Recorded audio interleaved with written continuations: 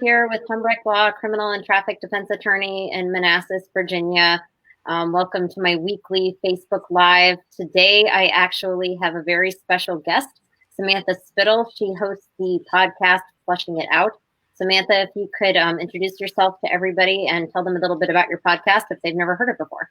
Yeah, Jean, thank you so much for having me. Jean was actually a guest on my podcast last week. I am the host of the podcast Flushing It Out with Samantha Spittle.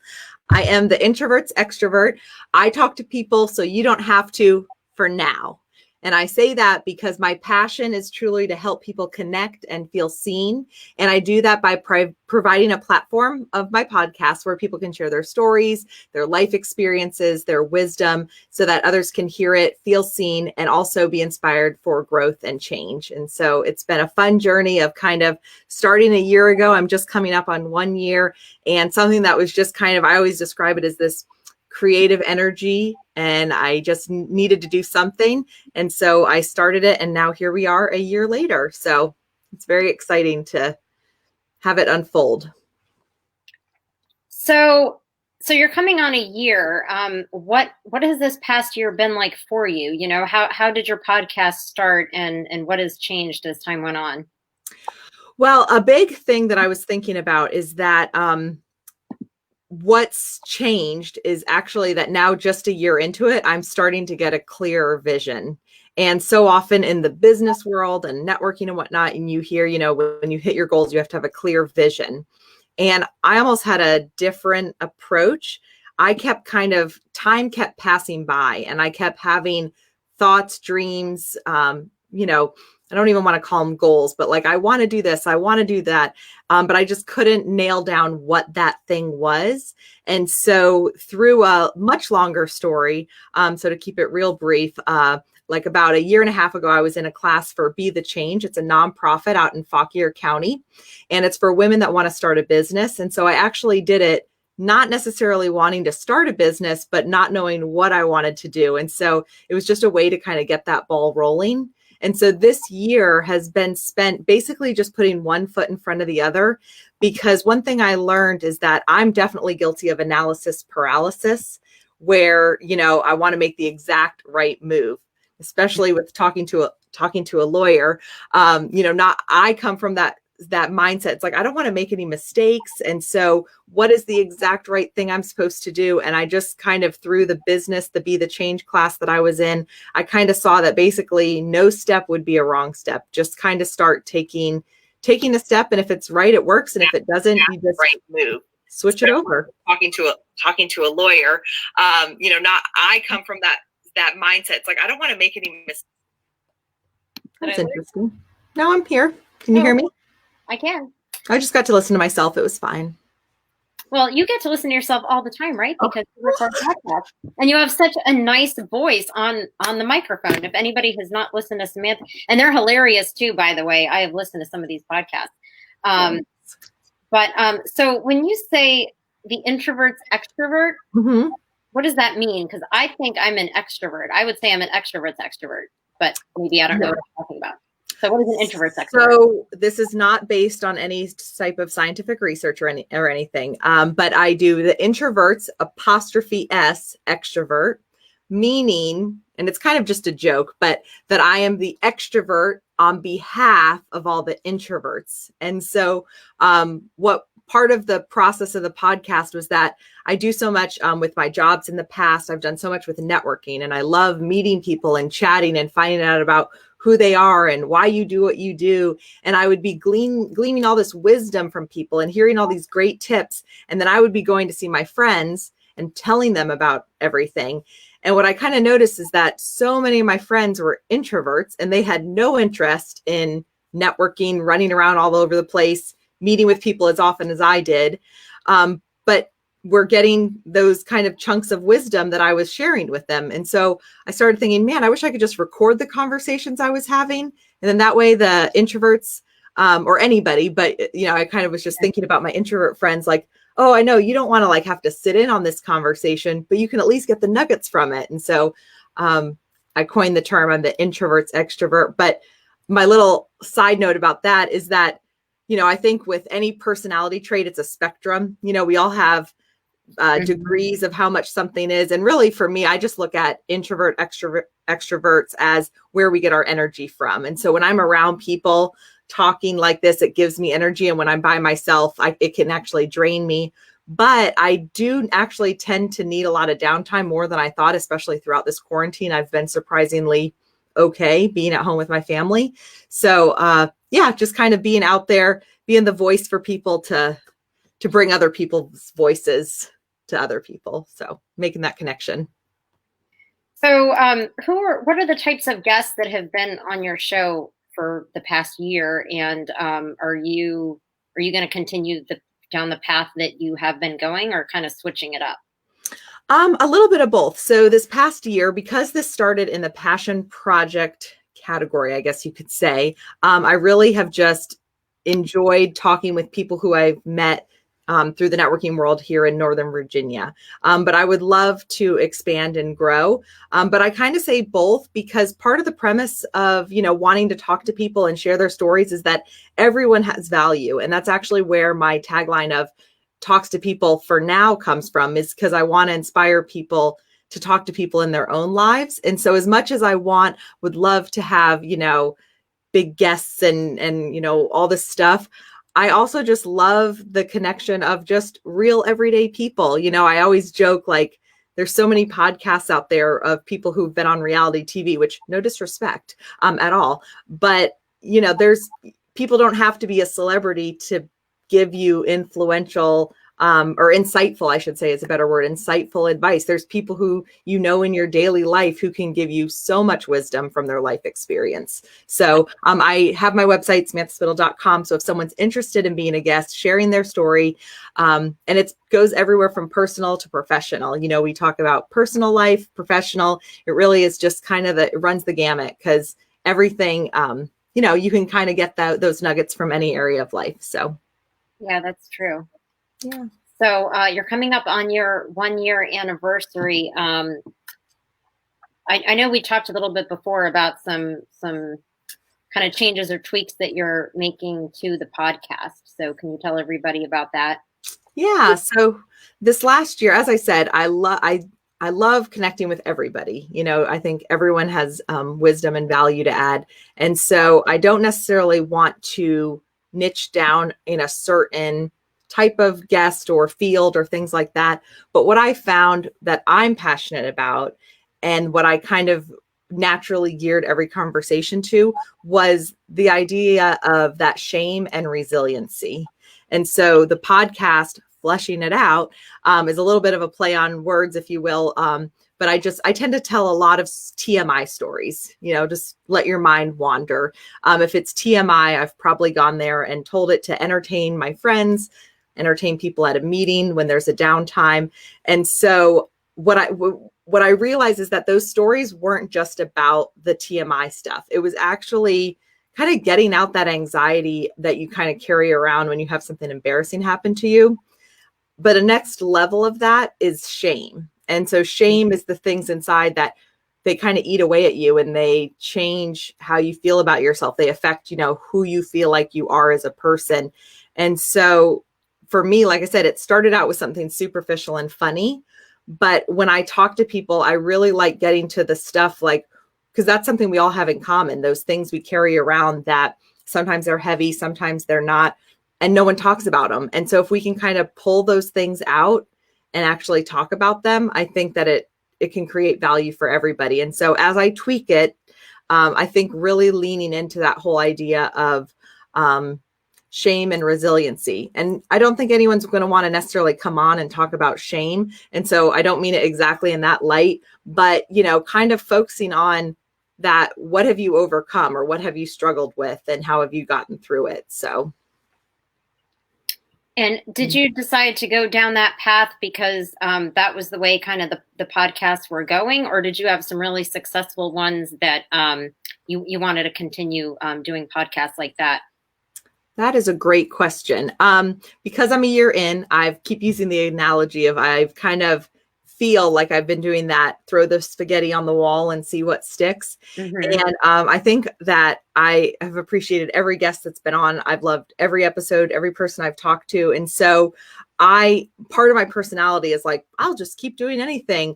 But when I've looked at what gets me really excited, because that's, one of the tips that I give to people if we're talking about how to go after your dreams, or you listen to a talk, it always comes down to, what are you passionate about? And I ask my guests a lot, what gets you fired up? And so for me, what gets me fired up is like getting to the real stuff. I joke about talking about I won't say it, but, getting to that stuff and, kind of getting beyond that superficial stuff. And so the episodes where we've kind of dug a little deeper and kind of peeled back the layers a little, that's always good, kind of gets me fired up. And so because I'm in year 2 and I'm still just walking it out, I'm kind of going in that direction, but we'll see what year 2 actually turns into. So. Yeah. Well, that's exciting. I've been wanting to start a podcast, and I was going to do it in the beginning of the year, and we're already more than halfway through May and I haven't done it yet. So it's really awesome that you've done that. And like I said, to those of you watching the live video or the replay, there are, it's such a huge variety of different guests that you've had on your show. I mean, you've had a few lawyers, but you've had people in all different jobs. And the ones that I listen to, you always get something different out of it. And it's hard for me to kind of, describe the podcast, because it's, it's always entertaining, but there's always something that I get out of it that is, a life lesson, for lack of a better term. So yeah, so I mean, that's my experience in listening to and watching some of the video podcasts. But anything in particular any plans you have coming up, any special guests? As far as special guests, man, all of them are special. But I'm kind of, like I said, I'm kind of tweaking that. Something I've been kind of working on, like you said, it's kind of hard to describe. And so I've been working on my elevator pitch, which is why I said, providing a platform for sharing stories. But another thing I was kind of playing around with was, people, kind of the ideal listeners, or even the ideal listeners and the ideal guests are basically people who want to see their stuff, inspire them to share their stuff, not always on a Facebook Live, not on a podcast, just with a safe person in their own life, but then to heal their stuff. And so, like I said, it kind of just gets back to, we share the stories because we want to inspire that growth and change. And I often use like 90s Oprah as kind of a throwback, because, we live in a world today where everything's niched down. You listen to a business podcast that's geared towards introverts, because we just were listening to a business coach who's geared towards introverted entrepreneurs, which is awesome. And there's so many good things that you niche down to. But what I was finding is that, what happened to when you just kind of heard stories, someone's story that you would never in a million years come across, but you would walk away with either a nugget of information, or you would simply have more insight and connection, empathy, something with someone totally different than you. And so it's kind of wanting to inspire that. So instead of listening to it because this is a business podcast, or this is a, purely entertainment or true crime podcast or something, it goes back to the idea of having a cup of coffee with someone, or grabbing a glass of wine, ice water, whatever you want. But having just, sharing a drink, sharing a meal with someone, and having conversation. And so you can eavesdrop in on the conversation. So. Well, that's a good way to put it. And you talk about resiliency and shame, and that made me think of something. A lot of the time we're so busy, and all of us, different businesses, different jobs, different family situations. We all have things going on, and especially now with everything being shut down, it's hard. And even if you have people around, you sometimes feel alone. So hearing stories like that, even if it's not exactly like what happened to you, it could help you, because you could see that somebody else has gone through it, or gone through something similar, or gone through something worse, and it can kind of give you some ideas for things to have in your mind, if when things happen to you, because things happen to everybody. It's just a matter of degree, how severe. So, And you don't really think about it, when something's happening to you, the mindset, that's something you think about your mindset like later when you look back on it. So I think being able to hear those podcasts, when maybe things are going good, and then people look back to them when things aren't going so good, or when things aren't going good, so good, maybe it would help people. Yeah, that's actually, I kind of, when I was looking at, okay, almost 1 year into podcasting, what's my biggest takeaway? And my biggest takeaway that I've learned, but I would want to share, and I think it ties into kind of promoting, listening to the podcast, is that when I went into it, I thought that I was sharing people's stories in order to, like I said, inspire people, but also to, and this is just my own kind of way of living life, is I've always been someone who asks tons of questions. And it's because I want to learn from them. You want to learn from your mentors. You want to avoid the pitfalls and mistakes and things like that. And so I thought that, okay, I'm going to share this so that other people, and especially me, because I always joke, it's like free therapy. I will learn how to live like my best life, and I will avoid hurt, struggles, mistakes, pain, suffering, because I will find the right way to do it. And now, a year in, and having a year of podcast and great insight from my guests, as also life experience and whatnot happen, what I have found is that is going to hit the fan no matter what you do to prepare, no matter anything. I've always joked, it's not if, it's when. And the thing is that it's like you said, that it was a great tie-in, because stuff's going to happen. It's not going to look the same. You're not going to have the same thing, but stuff is going to happen. And walking through my own stuff, what I found is that by listening to the stories, by hearing other people's life experiences, what it did is that it built my tool. I always say, you have to have a toolbox. You have tools to use to get through things. And so by getting all these nuggets, I was building my toolbox. And that by hearing stories, you're hearing stories of resiliency, so that when you need it, you have that to pull from. That people have been through this. It may not be the same, but other people have gone through it. And so the mistakes are unavoidable. Things aren't going to go as planned, but you can get through it. And that's something that, I've had friends go through horrific, traumatic things. And I remember twice in particular, the thing I said was, how are they going to get through this? Because it's just, there's certain things that happen and you just can't even imagine it. But seeing now that they have, that's such a source of encouragement for me, so that no matter what happens, it could be something totally different. You just have that belief that life can move on. And so if we can start it if we can break the ice with TMI silly stuff, but eventually get to that core, then I feel like that's my goal, to give people that toolbox and those stories of the resiliency. That's a really awesome goal. And you and I were just attending a summit today, the Small Business Grit Summit. So Jennifer Crawford and Mary Sue Dayhill, if you're watching, shout out. But the theme of the whole summit was resiliency. Mm-hmm. And I think it was great timing that Samantha was coming on the Facebook Live today to talk about that, and that's where your podcast is pivoting to. And I think it's just so important. And I keep going back to the word mindset. I must have said that 10 times today. Yeah.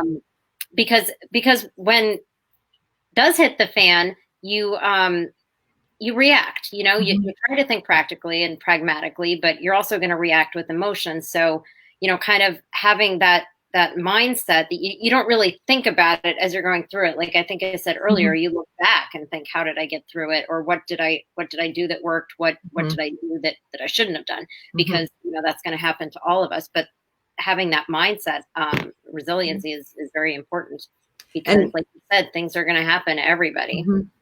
And it's funny because I just thought of this now, but with mindset, something I've seen in my own life, and kind of it goes back to that, preparing, filling your toolbox and whatnot, is that, when people are trained for something, especially those in first responders and whatnot, you are trained to react a certain way, so that when the adrenaline kicks in, that fight or flight, without training, you might react one way, which is maybe run. It's like firefighters, mm-hmm. your instinct is to run out of the fire, but you're trained to then run into the fire. And I think that with resiliency training and building that resiliency before you need it with Susan McCorkindale, past podcast guest. She talks about that a lot too, is that so when you're building that resiliency before you need it, when you're hit with that fan of when that comes, you already have made a decision in your mind of how you can get through it. And even though you don't know necessarily the right things you're going to do, I think that helps you determine that mindset before you get there. So. Yeah. And I think that's really important. And I very much enjoyed being on your podcast. Samantha's a great interviewer. This is probably nothing compared to the way Samantha was able to handle mine. I love it. You're doing an awesome job. Thank you so much. Well, thank you for the compliments too.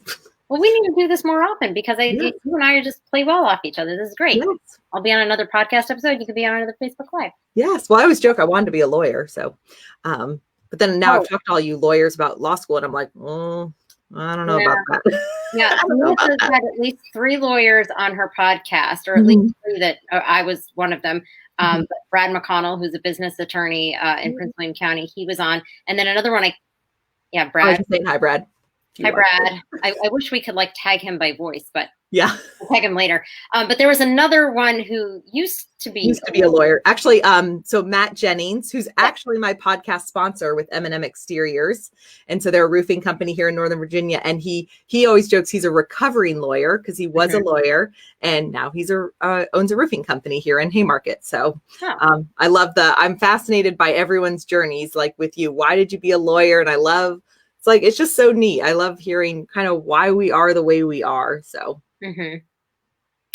Yeah, but if you guys want to check out the podcast, as I said earlier, there are so many different guests on there. And I probably should plug my own, which is the latest one that came out. But there's one of them that's hilarious. Which one was it, Samantha? Was it the one with the former lawyer? I think I told you. I think that was maybe the reverse podcast where Matt actually interviewed me. So all my podcasts are me putting people on the spot, but Matt put me on the spot. So we had a 2-part episode where he grilled me on my background. So if you want to know anything about me, you don't have to Google it. You can just go listen to that podcast and then about the vision. So you lived in New Jersey and Wisconsin, right? Not Wisconsin. I actually was an Army brat. And so my parents are from South Dakota, but I was born California. Don't steal my info, people. And moved all over. So Virginia, New Jersey, Germany, all over the place. But I've been here in Virginia now for probably at least 13 years, close to 14, which does not seem real. Time flies when you're having fun. So it really does. Well, they can't steal your information based on what you just said here, because if they go and listen to the reverse podcast, they'll hear the same thing. Oh, I thought that when I was doing it, but I was like, well, it's probably all available somewhere anyway. But so thank you, Samantha, for coming on and telling everybody about, where the podcast has been and where it's going. And I think what you do, even though you started doing it before the shutdown, is so incredibly helpful for people because everybody's looking for things to watch, things to do, things to listen to, and having something there that's, of substance, I think is just so incredibly helpful. And so most of Samantha's guests, I think, have been in the Prince William County or Northern Virginia area, but not limited to that. Because recently I've been featuring businesses that are in Prince William County, and that's how I know Samantha. Actually, I don't remember how I got connected with you. It doesn't matter. Yeah, networking world. But yeah, it's the guests as of this past year have been in the Prince William County, Northern Virginia area. But as I said, all of the stuff we talk about is universal to the human condition. So I think that no matter where you are, you can get some great nuggets from it. Hope so. Yeah. So when we're done here at some point, Samantha's going to put the link to her website and podcast in the comments. And thank you, Samantha, very much for taking the time to be here. This was fun, and I hope it was, I'm sure it was entertaining for people. But if you want to be more entertained and want to hear just Samantha and not me, go check out some of the reverse podcast. You all have to watch that one. I think it's episode 33. But 33, I think, yeah. So, well, thank you again, Samantha. And I look forward to seeing you around in some capacity soon. Thank you so much, Jean. I really appreciate it. Thank you for giving me this opportunity. And everyone, hope you all stay safe and stay sane. All right. See you guys later next week.